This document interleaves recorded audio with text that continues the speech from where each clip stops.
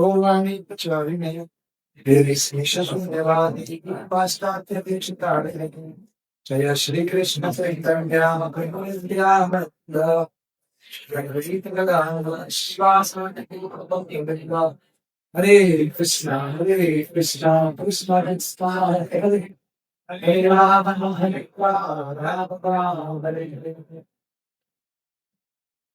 श्लोक में श्लोक संख्या है सपर्यगास शुक्रम बगाय घोरणम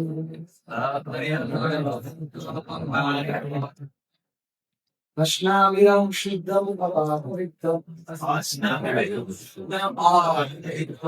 कबीर मनीषी परिभू स्वयं यथा तथ्यतो अथा यदा शाश्वतीभ्यः समाभ्यः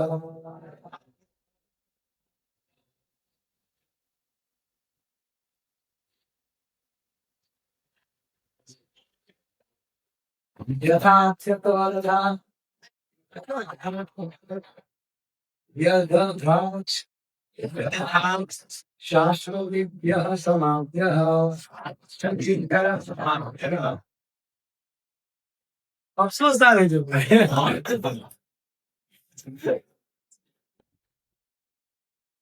तो उसके अंदर बता रहे हैं सपर्यगाच मतलब वो कौन सा जिसने 6 और 7 नंबर के श्लोक में से आध्यात्मिक दृष्टिकोण का विकास कर लिया और जब वो आध्यात्मिक दृष्टिकोण से जब वो ईश्वर को समझा है तो वो इस तरीके से समझा है पर्यगाच मतलब समझा है वो उस तरीके से समझा है पर वो कितना है इसको आप लिखते जाइए कितने गुण समझा है शुक्रम मतलब सर्वशक्तिमान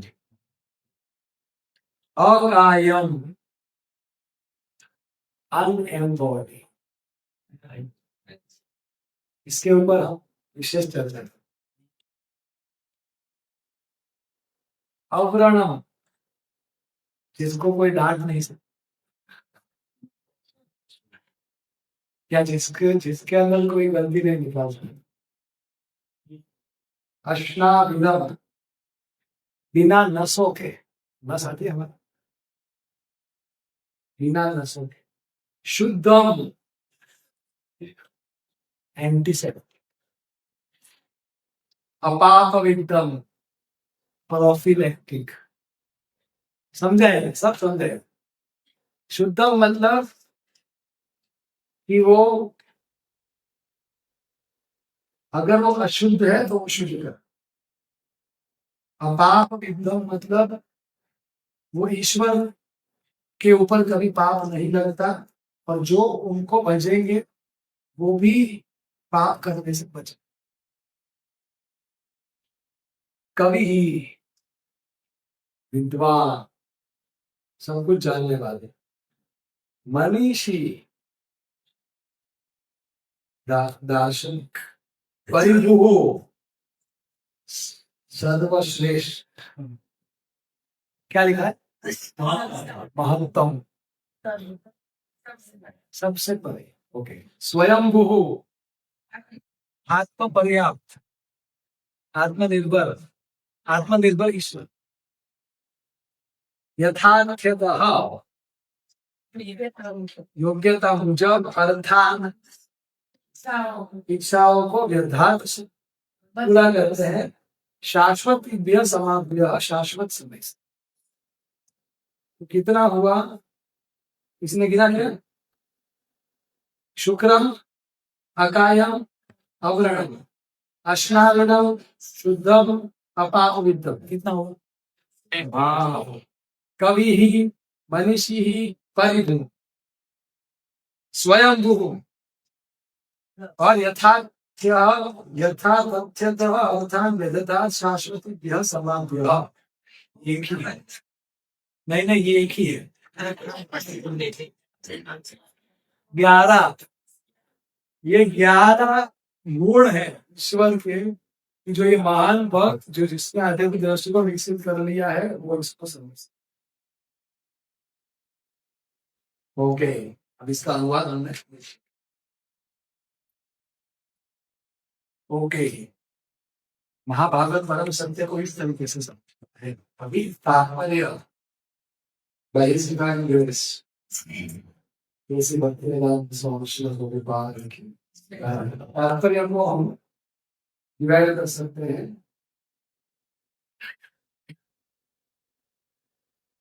6 पास इसमें तो बेसिकली प्रभुपाद जी अलग अलग शब्द के अर्थ समझा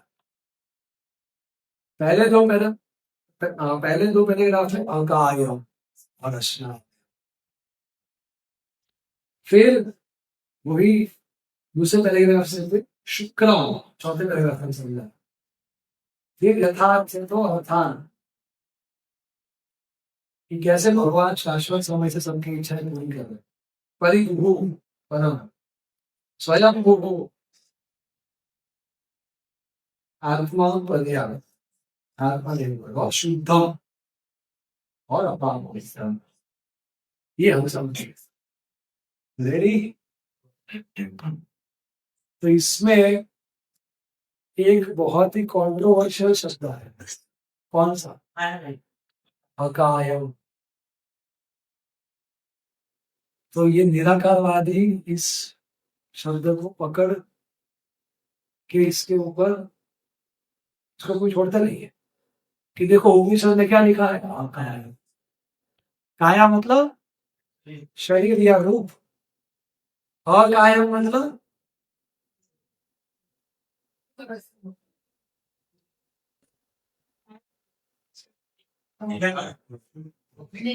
काया नहीं है जिसका या जिसका रूप नहीं है वो तो आप बोल रहे ये उपनिषद क्या था अकाय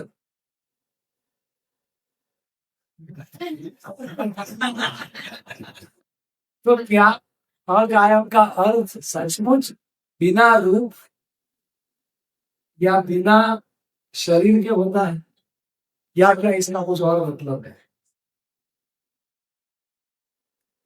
तो अभी हमने तो ब्रह्म संहिता 5.1 तो हमेशा से ये 2 प्रकार के लोग रहे हैं आध्यात्मिकता में एक है निराकारवादी एक है आकारवादी और दोनों को अपने अपने शास्त्रों में से श्लोक मिल जाते हैं और दोनों लड़ाई करते रहते हैं लेकिन वास्तविक हकीकत क्या है वो हमने पिछले वाले श्लोक में चर्चा किया कि परम सत्य के 3 पहलू होते भगवान है ये श्रीमद् भागवतम में लिखा है कि जो वृंदावन सूत्र के ऊपर स्वाभाविक टिप्पणी है मूल लेखक के द्वारा तो द फाइनल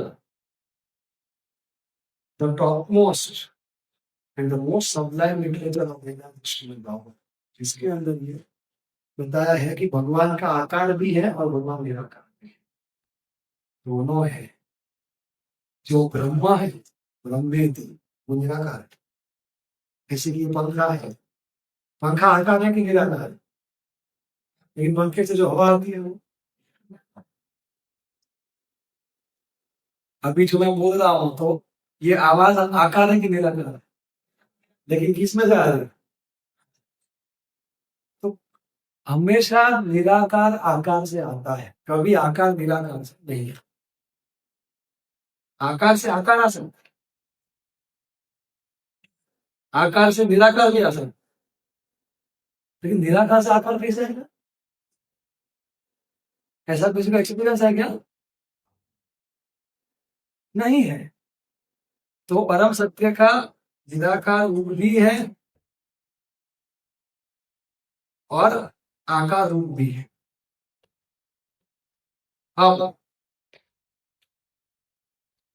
ब्रह्मा जी कि जिन्होंने ये सृष्टि बनाई उन्होंने वो परम ईश्वर का दर्शन किया वो क्या बोल रहे ईश्वर परम कृष्ण सच्चिद आनंद बोल रहे हैं ब्रह्मा जी कि भाई आपका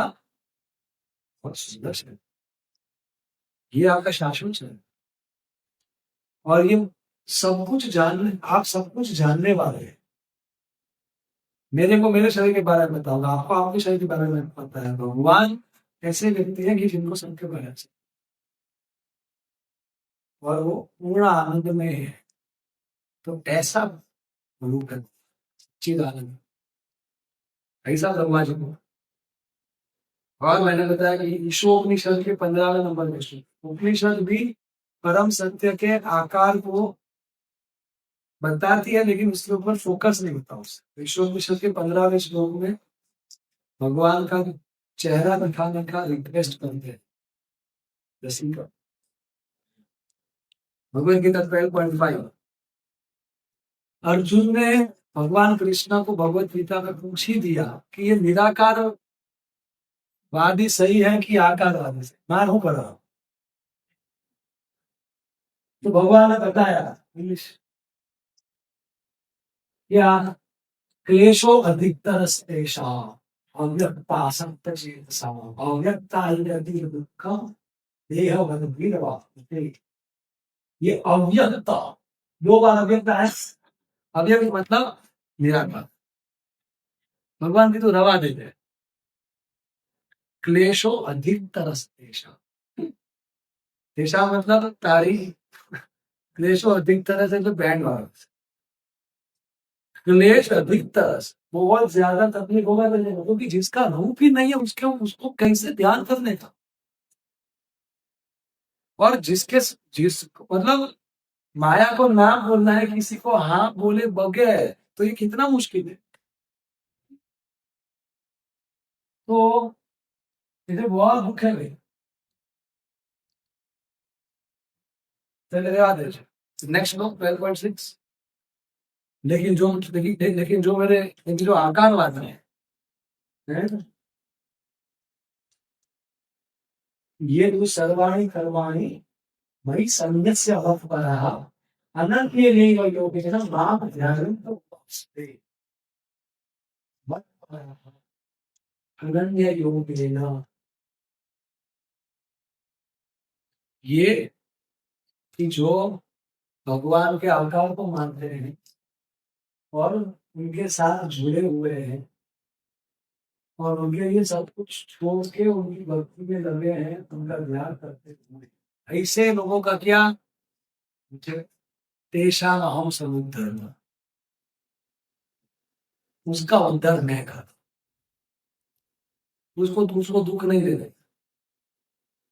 उसका थोड़ा बहुत बाकी भी रह जाएगा, मैं उसको उठाने वाला, मैं खुद आऊंगा। तेषाम अहम सम्यक रूपेण उद्धार,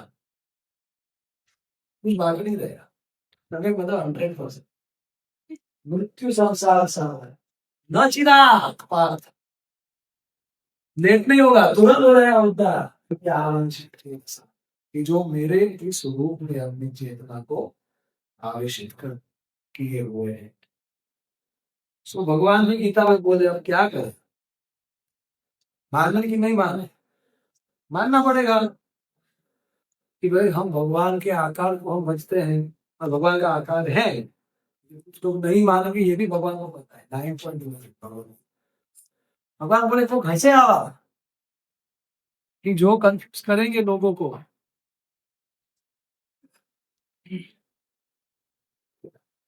कुछ ऐसे होंगे कि जो लोगों को कंफ्यूज करेंगे, ये बोलेंगे कि भगवान तो निराकार का कोई नहीं, ऐसा होंगे। ऐसी भी एक टाइप है, अवजानन्ति माम मूढ़ा मानुषिक धर्माश्रितम् परम भावपरायणम् अमभूतं महेश्वरम्। को बूढ़ा होगा, कुछ लोग बूढ़ा होंगे, बूढ़ा मतलब मूर्ख। क्यों मूर्ख है वो? अरे मैं उसके जैसा आया ताकि वो मुझसे रिलेट कर सके, तो उसने तो ऐसा ही समझ लिया कि मैं उसके जैसा नहीं। अरे मानुषिक धर्म आश्रित, भाई मैं मनुष्य रूप में आया, मनुष्य जैसे नहीं आया, मानुषिक धर्म आश्रित। अरे परम भावम, मेरा भाव परम है, मेरे इस संसार का, मेरा ये शरीर का भाव नहीं है, परम। संसार से के परे जो भाव है क्या है? मम की नश्वर नहीं है, वो माया द्वारा बना हुआ शरीर नहीं। ये प्रकृति के 3 गुणों से बना हुआ या उससे ग्रस्त नहीं शरीर। लेकिन जो इस तेरे भाव को नहीं जानते वो बुरा है। मम भूतम महेश्वर क्लासेस।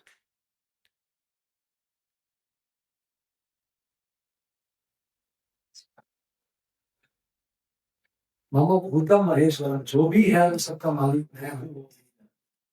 क्योंकि सृष्टि के पहले भी मैं था, सृष्टि के बाद भी मैं ही हूँ, सृष्टि के बाद भी मैं ही रहने वाला हूँ। तो मैं शाश्वत हूँ। तो इसलिए ऐसे मायावादियों से दूर है। और तो कुछ लोग बोलते हैं कि ना, भगवान ने अभी हिंट किया है, पहले भी उनका आकार नहीं था, बाद में भी उनका आकार। तो भगवान ऐसे लोगों के सब ठीक श्लोक बोले। तो 2.12 न त्वेवाहं जातुनासं न त्वं देवे जनाधिपाः। फिर थैंक यू।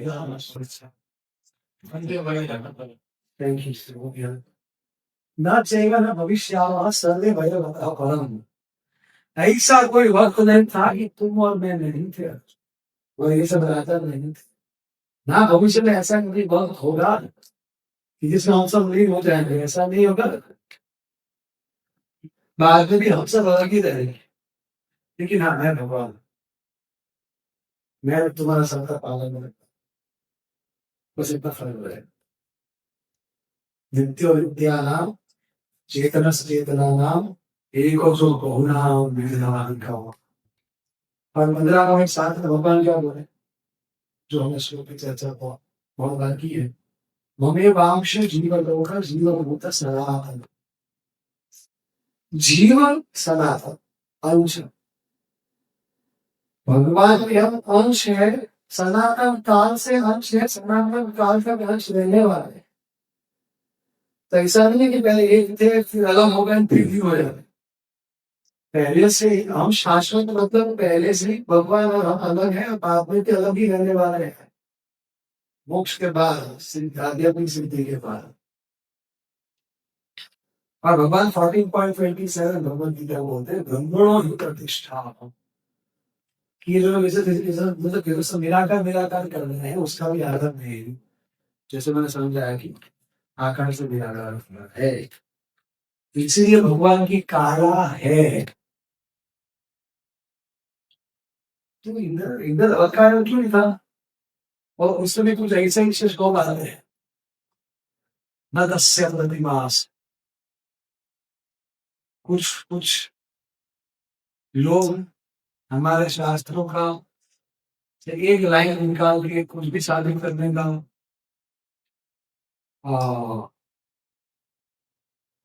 व्यर्थ प्रयास है, लेकिन उससे कोई कुछ आनंद हुआ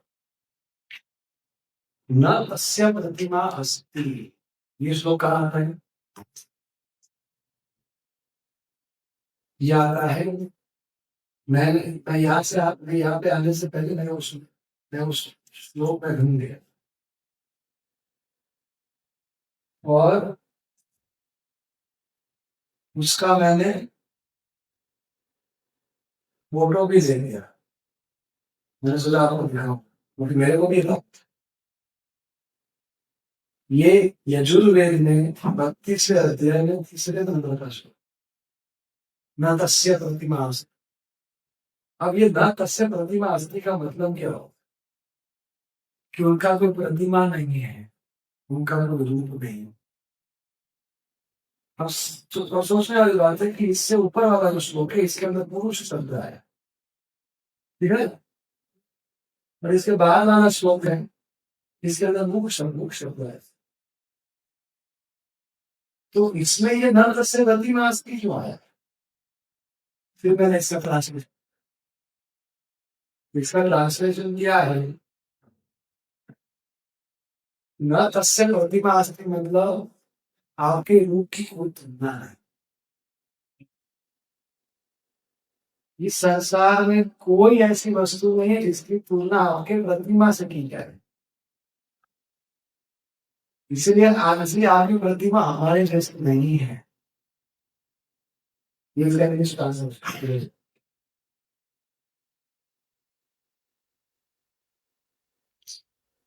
ऐसा ही ना से प्रतिमा असली श्रद्धा भी आता होगा मेरे को।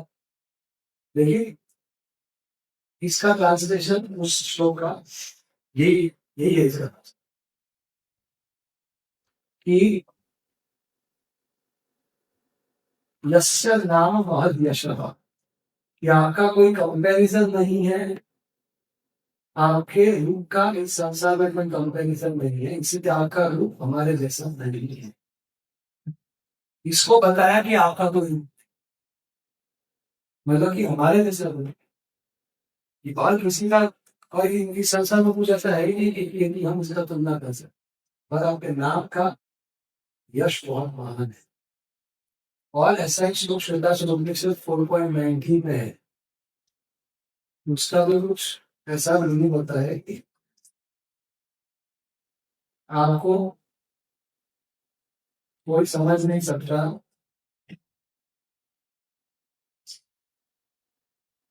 और आपका कोई अंत भी कोई पा नहीं सकता, इसलिए आपका रूप अलग है। और संसार कि किसी भी वस्तु के साथ आपके रूप की तुलना की ही नहीं जा सकती, और आपके नाम की महिमा अनंत है। अब इसका ट्रांसलेशन देते हैं बलदेव विद्याभूषण जी।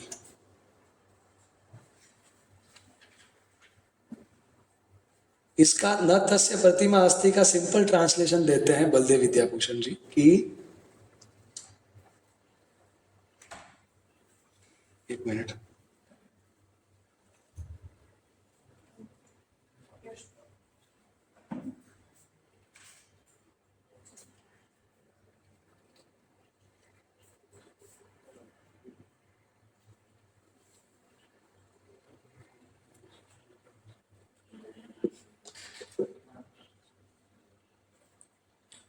इसके अंदर बताते हैं कि बलदेव विद्याभूषण जी की nothing can compare with the transcendental form of the supreme personality of godhead. ये थोड़ा आसान शब्दों में बता रहे हैं कि भगवान के रूप की तुलना किसी भी वस्तु से नहीं की जा सकती। लेकिन हम देखते हैं कि शास्त्रों में तो तुलना है। भगवान के शरीर के जो अंग है वो कमल जैसे हैं, भगवान के जो होठ हैं वो बिंबा फ्रूट जैसे हैं, उतने लाल हैं। तो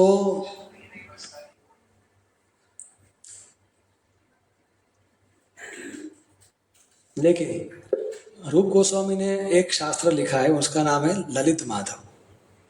उसमें एक राजा है कि जो भक्त है, जब उनको भगवान का दर्शन होता है तो वो भगवान को प्रार्थना करते हैं कि ये भगवान, मैंने आपका उत्तम शब्दों के साथ आपका गुणगान किया, आपके रूप का गुणगान, लेकिन अब जब आप सामने आए हो तो मेरे को लग रहा है कि मैंने तो आपका केवल अपमान, क्योंकि आप इतने सुंदर कि मेरे को ऐसा लग रहा है कि जैसे मैंने विश्व के सम्राट की तुलना की है, मतलब मैंने विश्व के सम्राट को बोल दिया कि तुम किसी गांव के एक जमींदार, तो मैं कितना भी आपको रूप का बोला उसकी तुलना हो ही नहीं सकती। लेकिन हमको एक आइडिया देने के लिए कभी कभी ऐसी तुलना की जाती है कि मैं भगवान के जो अंग है वो कमल जैसे हैं, उतने कोमल है, उतने सुंदर है, लेकिन वो भी तुलना सही नहीं है, उतने सुंदर है। सो इसलिए हमें शास्त्रों का फुल कॉन्टेक्स्ट समझना पड़ेगा। अभी हमने वो जो देखा, यजुर्वेद में वो श्लोक देखा, उसमें एक भक्त भगवान को प्रार्थना करता है, उसमें ऊपर भी उनके रूप का वर्णन है, नीचे के श्लोक में भी उस रूप का वर्णन है, लेकिन यहाँ से एक लाइन निकाल रहा था सब प्रतिभा से। मतलब वो भक्त बता रहा है कि भाई आपका रूप हमारे जैसा, और कोई तुलना नहीं हो सकती आपके। इसीलिए शास्त्र को समझने के लिए एक रीत है जिसको अर्थापत्ति बोलते हैं। अर्थापत्ति मतलब दो शब्द, दो वाक्य सही है, लेकिन वो दो वाक्य एक दूसरे को काट रहे हैं। अब उसको कैसे समझें? तो कोई तीसरा वाक्य चाहिए कि जो उन दोनों विरुद्धाभासी लगते हुए सत्य को दोनों को संभाल ले, ऐसा तीसरा वाक्य। उदाहरण के तौर पे रवि पूरे दिन नहीं खाता, ये एक वाक्य है। तीसरा, लेकिन रवि का वजन बढ़ता रहे।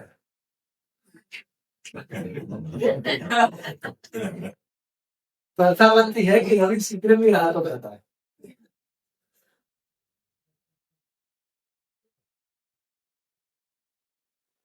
तो ये ह्यूमरस एग्जाम्पल है और पॉइंट्स भी दिया सर कि दो कि अगर शास्त्रों में अगर ऐसे दो वाक्य हैं जो दोनों सही माने जाते, लेकिन दोनों एक दूसरे के मानो विरुद्ध है, तो कोई तीसरा वाक्य चाहिए जो सही होगा कि जो ये दोनों को सही कर रहा है। तो मतलब ये दोनों इसलिए शास्त्र में बताया है कि ये तीसरा वाक्य तो हो एग्जाम्पल।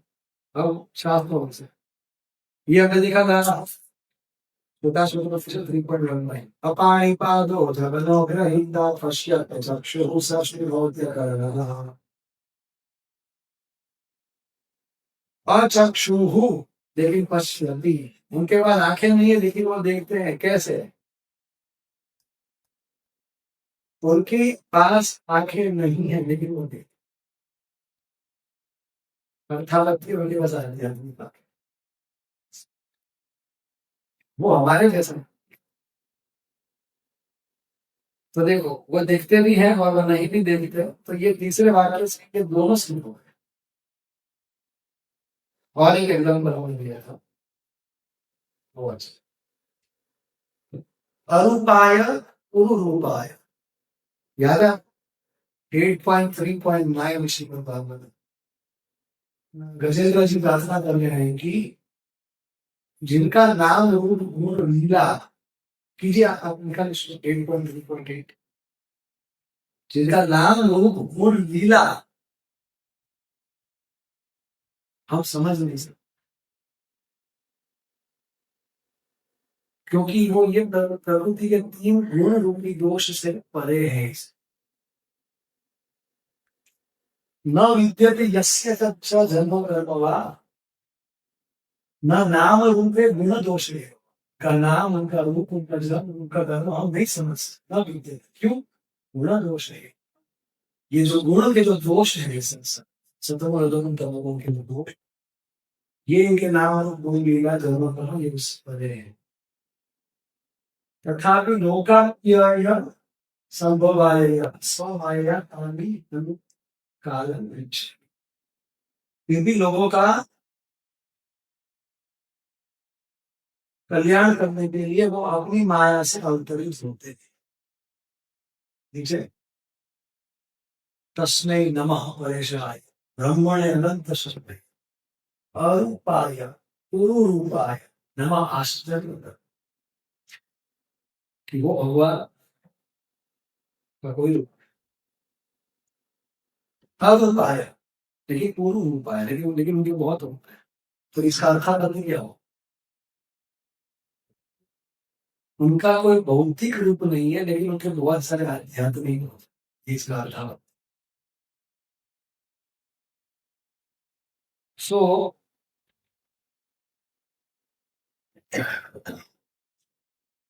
चैतन्य महाप्रभु की जब प्रकाशानंद सरस्वती और सार्वभौम भट्टाचार्य को निराकारवाद से साकारवाद में वैष्णविज्म में ला रहे हैं, समझा रहे हैं, तब वेदांत के ऊपर चर्चा हो रही है, तब चैतन्य महाप्रभु ये अवतार करते हैं। दोनों के केस चैतन्य महाप्रभु बताते हैं कि देखो वेद बता रहा है स एक शब्द और स अश्रुज्यत, एक शब्द मतलब सब एक क्षमता, मतलब वो परम सत्य ने देखा। सा अशुज्यता मतलब सृजन करना, उस परम सत्य ने देखा और देखने से ये सृष्टि का निर्माण, ये मेरे बता। अब चिंतन मामू ने पूछा कि देखो अभी तक सृष्टि नहीं बना, परम सत्य ने देखा, उसके बाद सृष्टि हुई, तो सृष्टि होने के बाद इंद्रिया आती है। जब हम श्रीमद् भागवतम के दूसरे या तीसरे स्कंद में हम सृष्टि का निर्माण देखते हैं, तो उसके अंदर आता है कि कैसे पहले प्रधान था, फिर भगवान ने उसको ग्लैंस किया, फिर वो महत्व एजुकेट हुआ, और फिर उसमें से प्रकृति के 3 गुण आए, फिर उसमें से अहंकार आया, और फिर कैसे फिर मन बुद्धि आगे, फिर ये 5 कर्म इंद्रिया, 5 ज्ञान इंद्रिया, ये 5 तन मात्रा, ये सब कैसे प्रकट हुए। तो ये सब सृष्टि के बाद इंद्रिया प्रकट होती है और आगे की इंद्रिया है। तो इंद्रिया प्रकट होने से पहले ये कौन सी इंद्रिया थी जो उन्होंने देखा, तो मतलब कि वो आंखें, तो परम सत्य की आंखें हैं और वो आंखें आ रही थी। ये चित्र नाम में सारा या सब है शब्द सब अश्विनी के पसंद समझ में आया।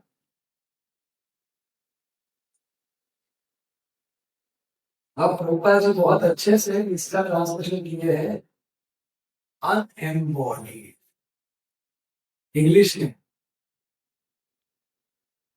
प्रभुपाद जी डिसएम्बॉडीड भी ट्रांसलेट कर सकते थे, लेकिन वो उन्होंने नहीं किया। एम्बॉडीड मतलब क्या, शरीरधारी, देहिनोऽस्मिन् यथा देहे, जो देह को धारण अब आत्मा है, उसका भौतिक शरीर है क्या, नहीं है, लेकिन उसको भौतिक शरीर में डाला जा रहा है, उसको बोलते हैं एम्बॉडी।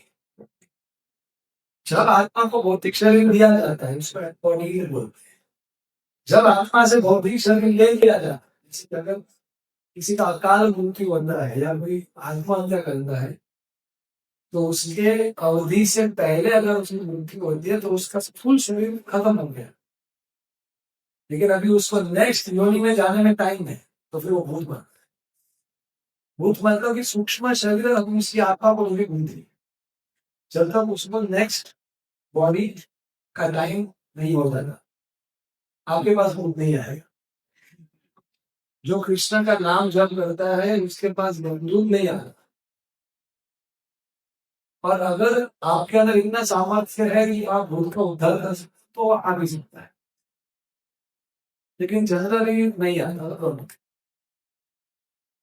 सो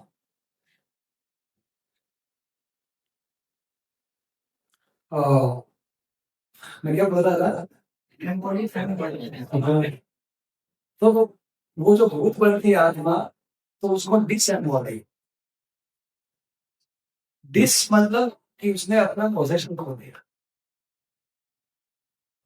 लेकिन अनएम्बॉडी मतलब उसको कभी मिला ही नहीं था। परम सत्य को कभी भौतिक शरीर मिला ही नहीं, उसको अनएम्बॉडी। वाह, लोग बाकी किसको समझ में आ रहा है, सेक्सी पॉइंट है। एम्बॉडेड मतलब जिसको भौतिक शरीर मिला, डिसएम्बॉडेड मतलब जिस आधे आत्मा से भौतिक शरीर छीन लिया। अनएम्बॉडेड मतलब उस आत्मा या परम सत्य या परमात्मा को कभी भौतिक शरीर दिया ही नहीं था। एम्बॉडेड मतलब दिया, डिसएम्बॉडेड मतलब ले लिया, अनएम्बॉडेड मतलब वो आत्मा को कभी कभी किसी भौतिक शरीर में डाला ही नहीं किया। एम्बॉडी अन अनएम्बॉडी, हाँ लेकिन भगवान भौतिक शरीर तो लेते ही नहीं, स्व माया योग माया से आते हैं, महामाया से नहीं।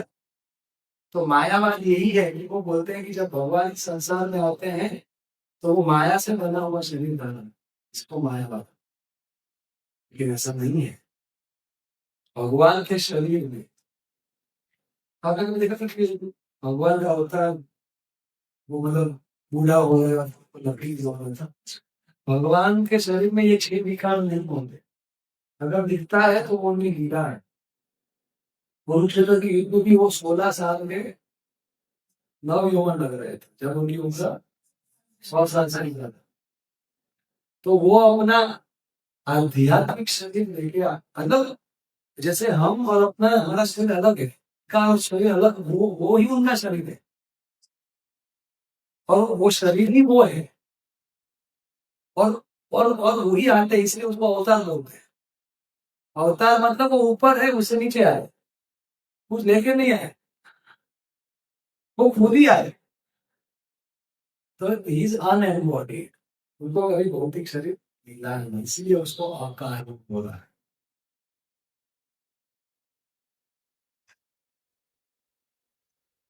तो आकायन का अर्थ होता है कि उनका शरीर दिव्य है, वो दिव्य शरीर हमेशा उनके पास रहता है। और वो जो शरीर है, और वो जो शरीर है, वो जो रूप है, वो दिव्य है और वो शाश्वत। तुमको पूछेगा लेकिन ये काया शब्द तो क्यों यूज कर देगा शास्त्र, ये कंफ्यूजन क्यों क्रिएट कर। तो इंग्लिश में 2 शब्द है, डिनोटेशन एंड कोनोटेशन। कोई ऐसा शब्द होता है कि जिसका मूल अर्थ कुछ होता है, लेकिन वक्त के साथ उसका कुछ और भी अर्थ निकल के आता है, क्योंकि लोग फिर उसको उस तरीके से समझने लगते। जैसे हाँ, बैंड बजाना, हाँ बैंड बजाना, बैंड बजाना का डायरेक्ट अर्थ क्या है? हाँ, बैंड बजाओ। लेकिन उसका वो कॉन्नोटेशन क्या है बैंड बजाने का? हाँ, किसी को मारो, किसी को कष्ट दो। तो अब हमारा जन्म उस समय में हुआ है, उस सभ्यता में हुआ है, उस परिवार में हुआ है कि जिसमें बैंड बजाने का अर्थ है नहीं गाना बजाना। फिर हम कहीं पे ऐसे व्यक्ति का किताब पढ़ते हैं, या तो कहीं पे ऐसी जगह पे जाते हैं जहाँ पर बैंड बजाने का अर्थ को है, तो हम समझते हैं। तो जब जब हम पढ़ते हैं या सुनते हैं बैंड बजाना, तो हमको लगता है मतलब अरे वाह, मारना, आप तो ऐसा बोलो ना कि मारना है मन से। नहीं, ऐसा नहीं है। आप मैं हमारा हम तो इधर ऐसे ही करते हैं, ऐसे ही बोलो, क्योंकि आपने कुछ इसका अर्थ समझ लिया है। तो वेदव्यास जी ने जब शास्त्र लिखे तो अकायम का अर्थ क्या है? अकायम का अर्थ है कि भगवान का हमारा जैसा कायम है, इसलिए अकायम है। आप बोले तमाम बोलो, ऐसा कुछ है नहीं। इसीलिए इस श्लोक में आगे शब्द है अश्नाविरम। अब अश्नाविरम का मतलब बिना नस का। नाड़ी नहीं, नस। जब नस दिखा है तो नस, बिना नसों का शरीर।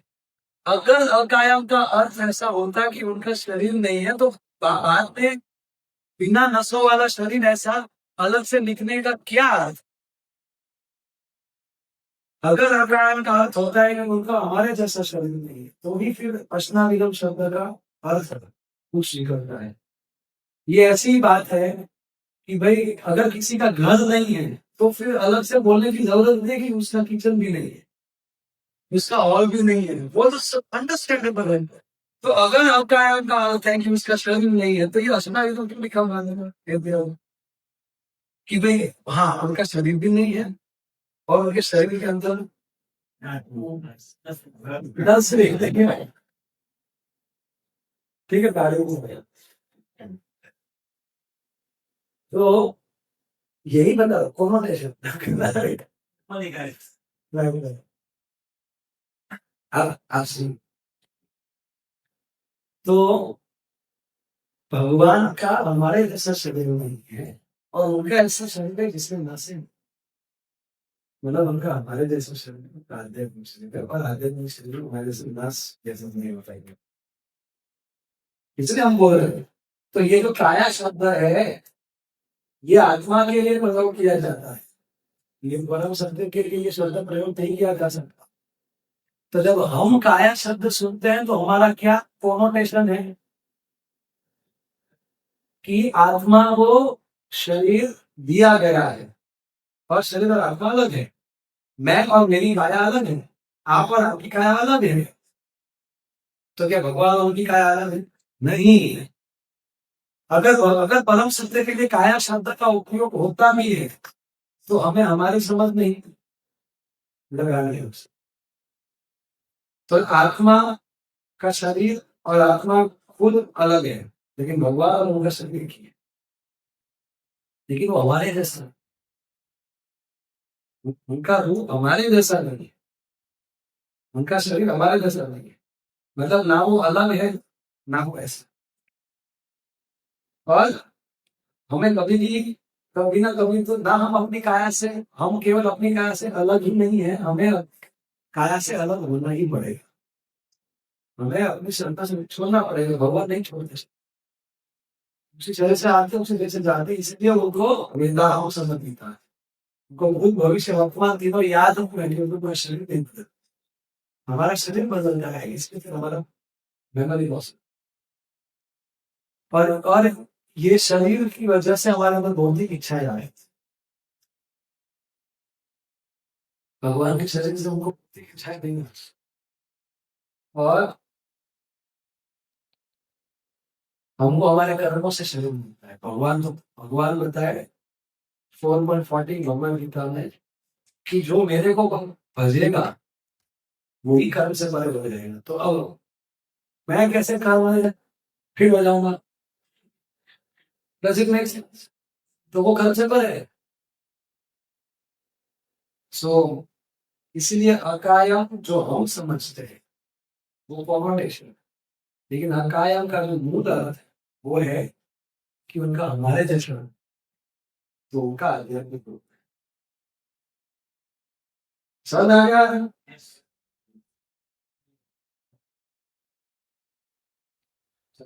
ओके, अभी नेक्स्ट, चलो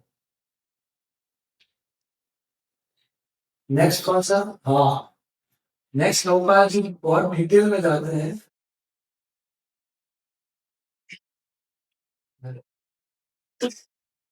ये यथार्थ है तो अर्थात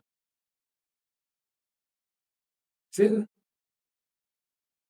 शाश्वत भी समाप्य, मतलब भगवान अनंत काल से सभी की इच्छाएं पूरी कर रहे हैं, हम उसको बहुवादी समझा रहे हैं। क्या समझा रहे हैं कि देखिए हम कोई भी इच्छा है तो जरूरी नहीं है कि भगवान उसको पूरी करेंगे, या हम कोई भी इच्छा करें तो वो हम खुद पूरी कर लें। तो कैसे इच्छाएं पूरी होती है और कैसे भगवान सबकी इच्छाएं पूरी करते हैं, ये लोग कि भाई हमारी इच्छा के अनुसार अगर हम मेहनत करते हैं, अपने ओर से हम योग्यता अर्जित करते हैं, और फिर अगर हमारी वो योग्यता, अगर हमारे कर्म में वो लिखा है, अगर हम वो डिजर्व करते हैं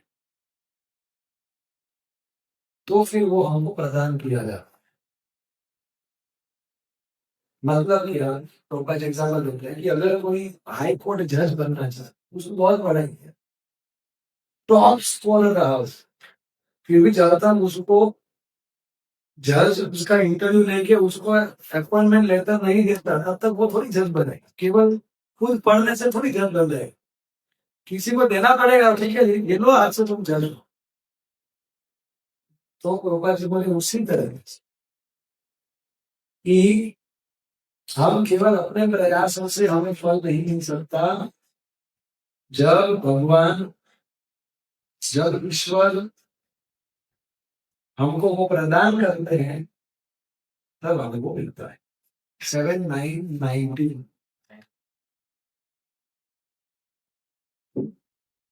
प्रहलाद महाराज कहता है कि 3 चीजें बता कि एक छोटा बच्चा है, उसके माता पिता साथ में है तो भी वो उसकी रक्षा नहीं कर पाए। दूसरा, एक्सपर्ट डॉक्टर है, बेस्ट दवाई है, फिर भी पेशेंट बचे उसकी कोई गारंटी नहीं है। और तीसरा, अगर कोई व्यक्ति डूब रहा है, 5 ही नाव है, फिर भी वो बच ही जाए इसका कोई गारंटी नहीं। बालस्य नेह शरणम पितरो नरसिंह, जो कि बताया महाभारत।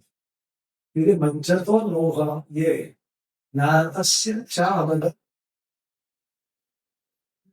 मतलब वो अपने रोग से मुक्त, और उद्वंती मंचतो नोहा, मतलब कि वो ना उसको बचा नहीं सकते अगर लोग रहे तो कब होता है। तावन विभो तरु हृता सदुपेक्षिता, जब तक आप उसकी रक्षा करना नहीं चाहते, अगर आप उसकी उपेक्षा करना चाहते हैं तो उसको कोई नहीं रोक सकता। राखे कृष्ण मारेंगे, मारे कृष्ण राखे। तो हम अपना सब प्रयास करें, लेकिन अगर भगवान की इच्छा नहीं है तो वो तो कर्म है, लेकिन हाँ, फल हमें प्राप्त नहीं हो सकता। मतलब कर्म प्लस भगवान की इच्छा से हमें फल प्राप्त, केवल कर्म से फल प्राप्त नहीं। दूसरे हम आते हैं कर्म वाद और देववाद। तो क्या भगवान सबकी इच्छा तो फिर किस तरह से, क्या भगवान पक्षपात करेंगे? भगवान ऐसे जो जैसा करता है भगवान वैसा उसको करते हैं।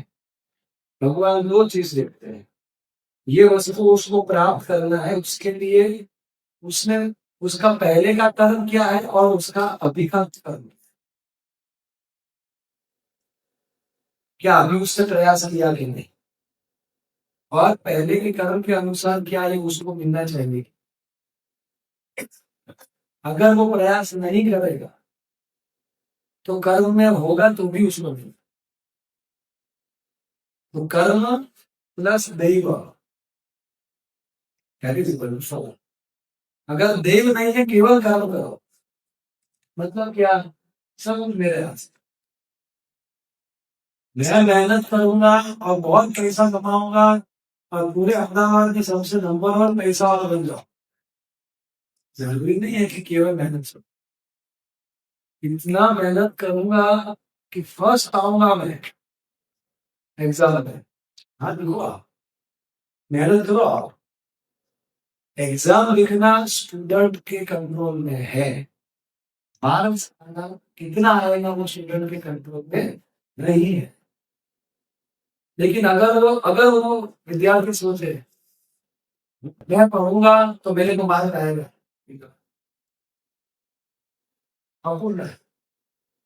अगर वो सोचे कि सब कुछ भाग्य में लिखा है, तो अगर मैं मेहनत नहीं करूंगा तो भी मेरे को मिल जाए, वो भी गलत है, वो भी उपयोग।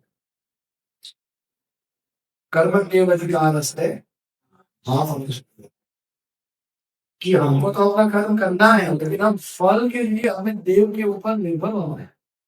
देव मतलब भगवान। तो ये दोनों एक्सट्रीम में हमको जाना है, और इन दोनों के एग्जाम्पल महाभारत के अंदर आते हैं। सब कुछ मेरे हाथ में है, ये सब बात सोचना था। महाभारत में जब विलन का बात आता है उसका नाम है दुर्योधन। ऐसा सोचता, जब 10वें दिन कुरुक्षेत्र के युद्ध में भीष्म पितामह गिरे बाणों की सजा, तो फिर द्रोणाचार्य को लगा कि अभी दुर्योधन सेनापति बनाएंगे किसको, कर्ण को, क्योंकि दुर्योधन को कर्ण ज्यादा पसंद है। और ऐसा हुआ दुर्योधन गए कर्ण के पास, लेकिन कर्ण ने बोला कि द्रोणाचार्य उनसे सीनियर है तो उनको सिखा दो। तो फिर दुर्योधन द्रोणाचार्य के पास आते हैं और उनको रिक्वेस्ट करते हैं कि आप सिखा। तो द्रोणाचार्य फील्स ऑनर्ड, उनको सम्मान महसूस हुआ क्योंकि उनको लगा कि अगर ये कर्ण को बनाएंगे तो मुझे सुत पुत्र की बात माननी पड़ेगी। तो लेकिन द्रोणाचार्य ने सुझाव दिया तो खुश हो गए द्रोणाचार्य जी पूछे दुर्योधन को, तुम क्या चाहते हो, क्या मांगोगे? तो उसने बोला दुर्योधन ने कि मैं चाहता हूं कि आप युधिष्ठिर को जिंदा पकड़ के मेरे सामने देखें। तो द्रोणाचार्य जी थोड़ा मुस्कुराए, बोले कि युधिष्ठिर कितने आजाद शब्द, तुम भी उसको मारना नहीं चाह रहे, तुम भी उसको जिंदा लाना चाहते। तब दुर्योधन कैसे कटाक्ष को और बोला मेरे को बताया आगे युधिष्ठिर मारा मरे तो भीम और अर्जुन पार हुए, और मेरा जितना भी सेना होगा सब सर्वनाश। इसलिए युधिष्ठिर पर आगे फिर से मैं जुआ खेलता हूँ, शकुनी को बैठाते हैं, शकुनी को हरा देंगे, फिर से लोग आवाज दे दे काम हुआ है। तो फिर द्रोणाचार्य से तू नहीं सुधरा, ये तू नहीं सुधरा। और 2 दिन तक द्रोणाचार्य ने अपना बेस्ट और इन्होंने बोला था द्रोणाचार्य जी ने कि जब तक अर्जुन रहेगा तब तक मैं युधिष्ठिर तक पहुंचूंगा। अब अर्जुन को कोई उधर से हिला नहीं सके और ये युधिष्ठिर तक पहुंच नहीं सके। तो फिर 2 दिन के बाद दुर्योधन इनके पास आए द्रोणाचार्य, बोले कि आप क्या कर रहे हैं, मैंने आपको बोला कि युधिष्ठिर को जिंदा पकड़ के लाओ मेरे से। तब द्रोणाचार्य ये हमारा टॉपिक का जवाब देगा कि दुर्योधन तुम जानते हो मैंने अपना सब कुछ ले लिया है, लेकिन मैं क्या करूं, जो भाग्य के मतलब जो विधाता है, who is the lord of destiny, भाग्य जिनके हाथ में है, वो अर्जुन के रथ पे बैठे। तो मैं कुछ भी करूं, अंत में अगर वो चाहेंगे तो वही होगा, वरना केवल मेरे करने से थोड़ी हो थोड़ी हो। तो द्रोणाचार्य भी एक्नॉलेज कर रहे हैं कि Krishna is the Lord of destiny. जब तक वो ना चाहे तब तक हम कितना भी मेहनत करें वो हमें प्राप्त नहीं हो सकता। तो सब कुछ हमारे हाथ में है ऐसा नहीं है, मतलब देव भी इक्वेशन में more if not equal important more important. और महाभारत में दूसरा एग्जाम्पल आता है कि सब कुछ भगवान के ऊपर, ये भी गलत है। विदुर जी जब धृतराष्ट्र को समझा रहे हैं कि भैया मत करो युद्ध, साहब विनाश हो जाएगा, साहब तुम्हारा वंश खत्म हो जाएगा, साहब तुम्हारे बेटे मर जाएंगे, पांडवों को कोई कुछ नहीं कर सकता, वो लोग वर्चुअस है, वो लोग धार्मिक है। धृतराष्ट्र सुन रहे और विदुर जी इतना हेवी समझा रहे हैं, अरे आपके बेटे को रोक लो, आप तो रोक सकते हैं। तब धृतराष्ट्र ने विदुर जी को एक लॉजिक, क्या करो, अगर हमारे नसीब में लिखा है कि हमारा हमारा पूरा वंश मरेगा तो मरेगा, अब मैं उसको रोकू कि ना रोकू,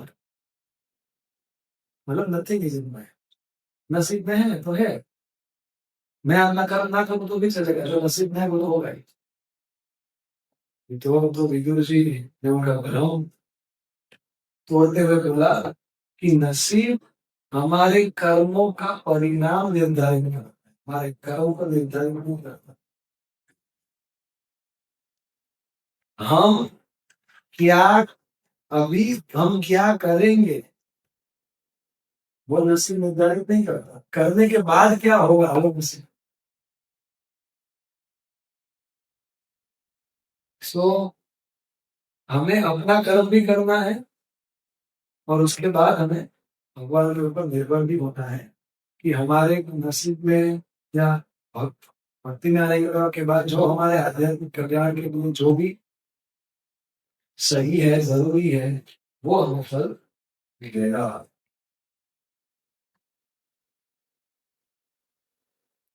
और इसका शास्त्र में एक और एग्जाम्पल आता है, जब कोई किसान बीज डालता है तो वो अपनी मेहनत करके बीज डाला, फिर उसको पर्याप्त बारिश और सही समय की बारिश के लिए इंतजार करेगा। अगर वो होता है तब फला, तो किसान ने अपना कर्म किया, भगवान ने बारिश किया और उससे उसको फल।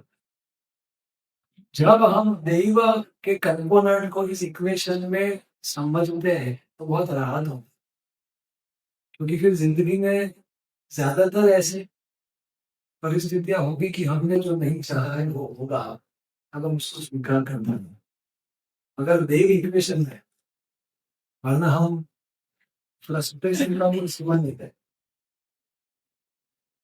इसके बाद शुद्धम,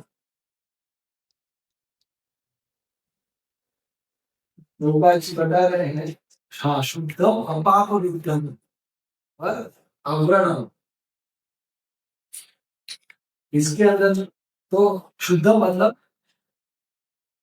कि अगर कहीं पे, देखो प्रभुपाद जी ने इसको कैसे किया ट्रांसलेट, पहले तो आवरणम को रिलेट किया शुद्धम और अपाप से, क्योंकि प्रभुपाद जी ये तीनों शब्दों को समझाए रासलीला के एग्जाम्पल से। भगवान ने रासलीला किया तो कोई उनको पूछ नहीं सकता कि आपने क्यों रास, क्यों आपने रात को किसी लड़कियों को बुला के आपने उनके साथ डांस किया, कोई उनको पूछ, तो ही इज बियॉन्ड रिप्रोच।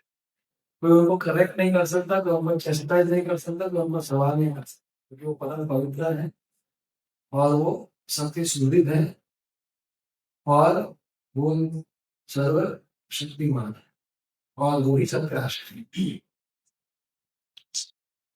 और स्वतः ये शुद्धम और अपाप विद्धम प्रभुपाद ने ट्रांसलेट किया है, antiseptic and prophylactic. Very interesting translation. Antiseptic मतलब क्या, अगर आपको कुछ कट हुआ है और उधर इन्फेक्शन हो गया है तो वो इन्फेक्शन को वो आगे ना बढ़े, और जो इन्फेक्शन है उसको मिटाने के लिए हमें एंटीसेप्टिक लेना है, ऑइंटमेंट यानी कोई जो भी। और अभी तक इन्फेक्शन हुआ नहीं है लेकिन हो सकता है, तो उसके लिए भी पहले से हम दवाई ले लेते हैं। जैसे कि कोई रोग है, अगर उसका वैक्सीन आया है तो वो हमने, अभी तक हमको रोग हुआ नहीं लेकिन हमने वो ले लिया, दैट इज प्रोफिलेक्टिक, मतलब दैट इज प्रिवेंटिव। एंटीसेप्टिक मतलब क्योरेटिव, प्रोफिलेक्टिक मतलब प्रिवेंट। रोग होने से पहले जो हम दवाई लेते हैं वो प्रिवेंशन के लिए, दैट इज प्रोफिलेक्टिव। मतलब आपको विंतन, और शुद्धम मतलब इन्फेक्शन हो चुका है और फिर हम उसको दूर कर रहे हैं, that is aseptic, that is curative, वो क्योर करना है। अब हम इसको कैसे समझे, हम सबको भी एक रोग हुआ है, उसका क्या नाम है, भव। भव मतलब क्या, आत्मा अपने आप को शरीर से पहचान करती है क्योंकि उसको शरीर के भोगों से आसक्ति है, क्योंकि वो शरीर और शरीर के भोगों से आसक्त हो चुकी है, उसकी वजह से उसको जन्म मृत्यु के चक्र में घूमना पड़ता है, ये आत्मा का भव होता है। अब उसको रोग हो चुका है और उसके अंदर ये सब काम लोग मर अक्सर ये सब भर चुके हैं, तो शुद्धम मतलब क्या, कि जब हम भक्ति कर रहे हैं तो ये सब दूर हो रहा है, बल के साथ गला फैलाव हो रहे हैं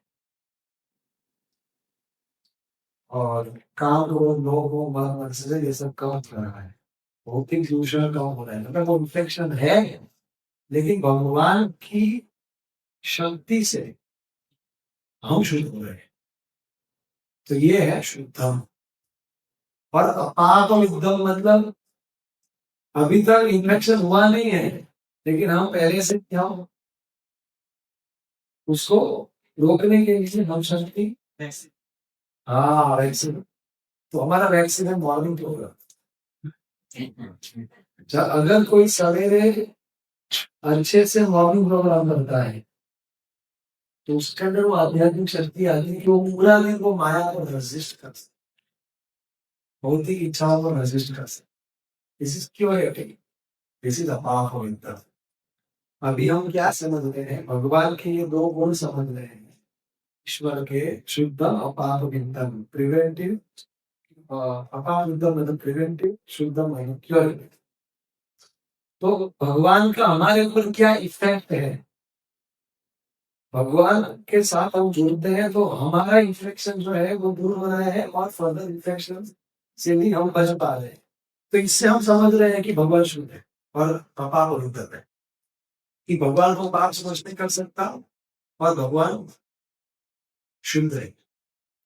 अब हमारे ऊपर इफेक्ट नहीं, भगवान खुद ही शुद्ध है, वो हम कैसे समझे। तो इसके लिए प्रभुपाद जी ये दो बातें दे रहे हैं कि भागवत 10:13-14 अगर हम कभी भी किसी लड़का लड़की, कोई कोई लड़का और लड़की साथ में घूमने गए हैं, ऐसा दिमाग में आता है तो हमारे अंदर क्या है, इंसान हमारा सस्पिशियस एंटेना खड़ा हो जाता है, कुछ हमारे अंदर शुभ विचार थोड़े आएगा। लेकिन कृष्ण गोपियों के साथ डांस कर रहे, तो ये बढ़ के हम लोग शुरू हो रहे। किसने बोला, भागवतम ने बोला। ये रासलीला का अंतिम श्लोक है, ये रासलीला का गुणगान भी है और ये रासलीला की फलश्रुति भी। इसके अंदर दो तीन मुख्य बात है। इसमें शब्द आया है विक्रीतम व्रजवधूभिर्दम स विष्णु हो, कि व्रज की वधुओं के साथ क्रीड़ा जो किया वो किसने किया, विष्णु ने किया। और कृष्ण ने क्या किया, विष्णु ने किया, कृष्ण ही परम विष्णु, सभी विष्णु के स्रोत कृष्ण है। लेकिन हमें भूलना है कि ये विष्णु है, ये स्वयं भगवान है, और जो ये रासना, इसलिए यहाँ में विष्णु शब्द। और अगर कोई ये रासलीला का अध्ययन करेगा, सुनेगा, चर्चा करेगा तो उसको क्या दो चीजें क्या मिलेगा, शांति मिलेगा। और दूसरा रीडर रोग ऑफ काम, हृदय का जो हमारा रोग है, जो काम वासना, वही बहुत ही अच्छी रहेगा। मतलब ये कृष्ण और गोपी का रासलीला ऐसा है कि हमारे अंदर से काम वासना नष्ट हो जाए। कब अच्छी है, तुरंत, तब जब हम किसी प्रामाणिक वैष्णव साधु से रासलीला सुनते हैं। तो मतलब ये कुछ अलग है, ये किसी कॉमन लड़का लड़की जैसा नहीं है, क्योंकि this is purifying us, not putrefying us, it's not degrading us. ये हमको एडिकेट करता है, मतलब ये कुछ अलग है, स्पेशल है ये। तो भाई भगवान शुद्ध है, ये सब। और दूसरा मतलब जिनकी पूजा करने से हमारा काम आसान हो, उनके अंदर कैसे काम आसान हो, तो वो शुद्ध है। और दूसरा प्रभुपाद जी एग्जाम्पल देते हैं कि चैतन्य महाप्रभु ये कृष्णा और गोपियों के बीच के प्रेम की महिमा का बखान कर रहे हैं। अब चैतन्य महाप्रभु कौन है, स्ट्रिक्ट सन्यासी, और सुखदेव गोस्वामी की जो जन्म से माया से मुक्त है, वो ये कृष्ण का गोपियों के साथ जो लीला है उसका गुणगान। मतलब ये किया है, ये अपने लोगों को समझ में नहीं आया, लेकिन ये कुछ अलग है, ये हमको समझना है। तो भगवान शुद्ध है। और लास्ट में प्रभुपाद जी के हम कुछ पर्पस हम कुछ लाइन्स देखते हैं जो क्लासिक लाइन्स।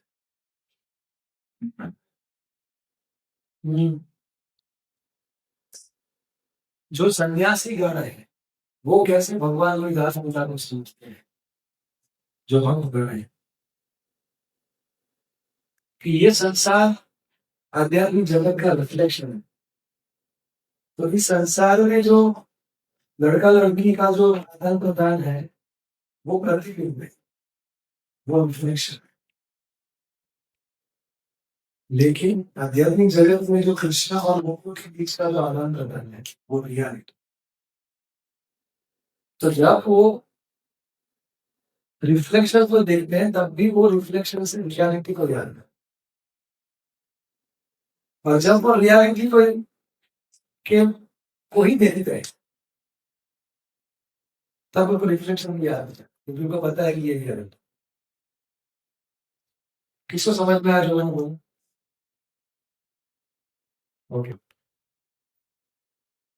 सो प्रभुपाद जी के बहुत बहुत अच्छे अच्छे हमने जो भी डिस्कस किया वो सब हमने प्रभुपाद जी की तात्पर्य उससे डिस्कस किया है कि जैसे ये भौतिक शरीर में नस होती है प्रभुपाद जी का, लेकिन भगवान के दिव्य शरीर में नस है, सब कुछ होता नहीं है, क्योंकि उनका शरीर दिव्य है। इसीलिए प्रभुपाद जी बोले इसलिए वो अनएम्बॉडी है, मतलब कि उनको कोई भौतिक शरीर नहीं है, उनका आध्यात्मिक शरीर है। और आध्यात्मिक शरीर मतलब शरीर और आत्मा में जो अंदर नहीं है वो एक ही। ये अष्टांग ट्रांसलेट। हाँ,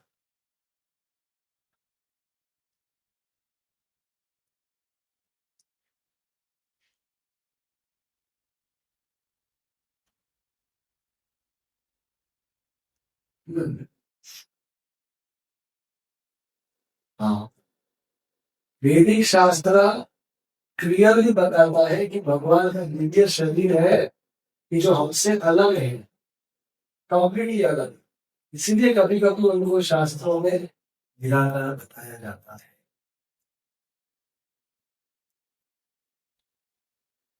और मूर्ख लोग जिनके अंदर जिनके पास श्री क्षोभ या दूसरे श्रुति मंत्र मतलब वेद का ज्ञान नहीं है, वो भगवान के निद्रा को भौतिक मानते हैं।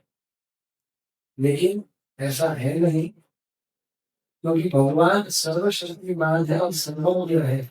इसीलिए वो जल को चेतन और चेतन को जल बना सकते हैं। इसीलिए वो कभी भी, क्योंकि भौतिक भी उनकी शक्ति है, इसीलिए वो कभी भी अपनी शक्ति से प्रकट हो सकते हैं। और क्योंकि दोनों उन्हीं की शक्ति है तो वो कभी भी भौतिक को आध्यात्मिक और आध्यात्मिक को भौतिक बना सकते हैं।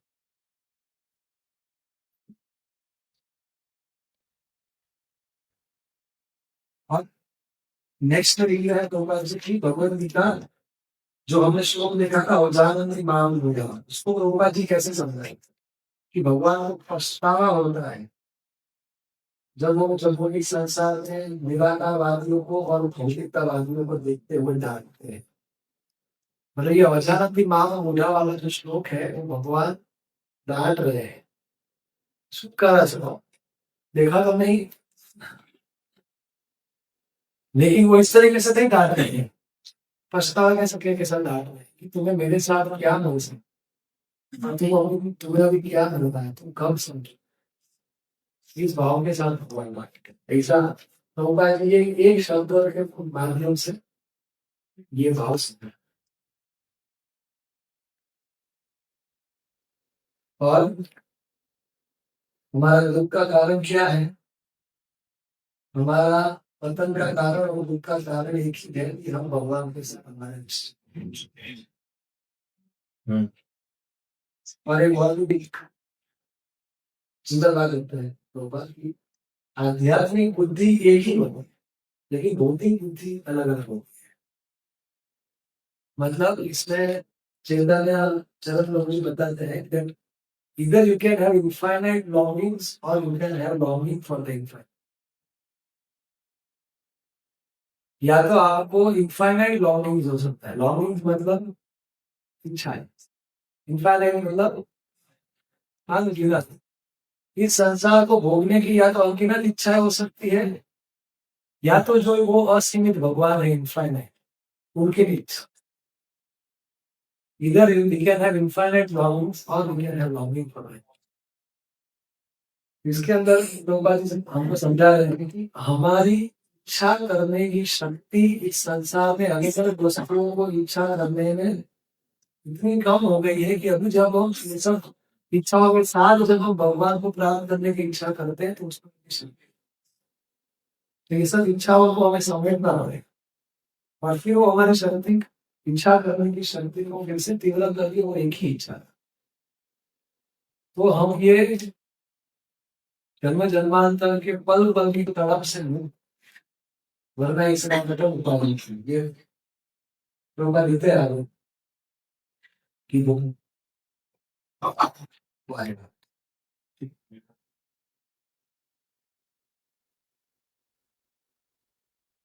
Real liberation means going back. वास्तविक मुक्ति क्या है कि हम भगवान के धाम वापस, मुक्ति इतना अन्यथा अनुभव स्वरूपेण अवस्थिति। और मुक्ति की जो ये जो निराकारवाद लोग समझते हैं ये गलत है।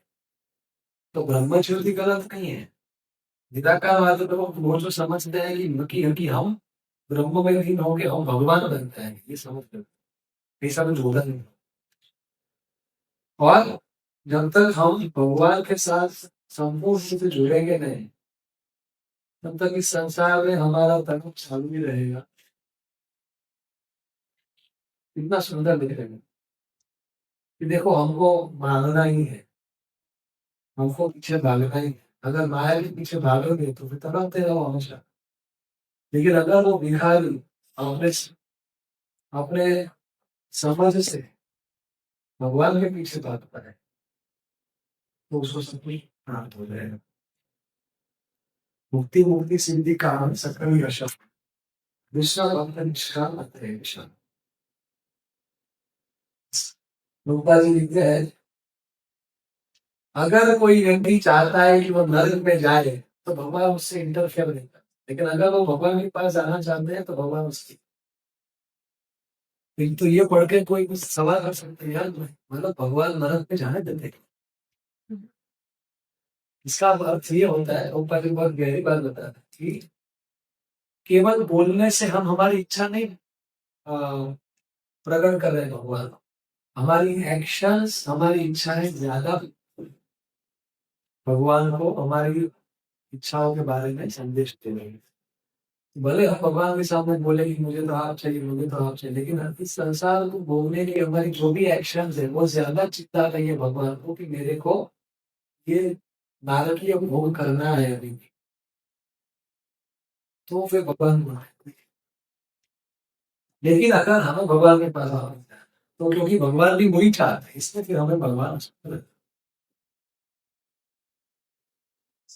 अभी मैं आपको क्या दिखा रहा हूँ, प्रभुपाद जी के नाम इतना ठीक है प्रभुपाद जी के साथ, इसलिए हमको ध्यान में पढ़ना चाहिए। इसमें इतने रचना होती है कि जितना ध्यान से पढ़ेंगे उतना मिलेगा। और इस पूरे तात्पर्य में कहीं पे भी निश्चय शब्द नहीं आया, गॉड लॉर्ड चलता है, क्योंकि हमने डिस्कस किया था प्रभुपाद जी इम्पर्सनलिस्ट का टर्मिनोलॉजी यूज करके उनको बताया कि ये आपका जो उपनिषद जो आप सोचते हैं आपका ग्रंथ है वो भी पर्सनलिस्ट कंक्लूजन की बता रहा है कि आपको भगवान साकार है और आप उनकी भक्ति करना है। तो किसी निराकारवादी को पहले से ही ना लगे कि हम कृष्ण के प्रति बायाज है। ये किताब तो अभी छपा, गोपाल जी ने ये सब तात्पर्य लिखे थे डॉक्टर वाले ने। तो गोपाल जी इतने कन्विंस है कृष्ण को कि वो निराकारवादी के बीच में घुस के उनकी भाषा को यूज करके उनको खींच के लेके गए। तो हमें भी हमारे आचार्य से ये कंडीशन सीखना चाहिए। हरे कृष्णा कृष्णा कृष्णा हरे हरे, हरे राम राम राम।